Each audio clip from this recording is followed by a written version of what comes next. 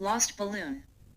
Little girl named Meera, who loved balloons more than anything, was taken to the village fair by her parents, where she spotted the biggest, brightest red balloon.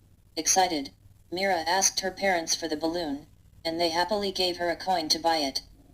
With her heart full of joy, Meera ran excitedly to the balloon vendor, and bought it. Meera held the balloon close, but suddenly, a strong gust of wind swept it away. Then a little bird saw the balloon floating and grabbing the string with its beak. After a bit of effort, the bird returned the balloon to Meera. Overwhelmed with gratitude, Meera thanked the bird and rushed back to her parents, who were amazed at the kindness of the little bird. Meera smiled, holding her balloon tightly, and realized that sometimes, help comes from the most unexpected places.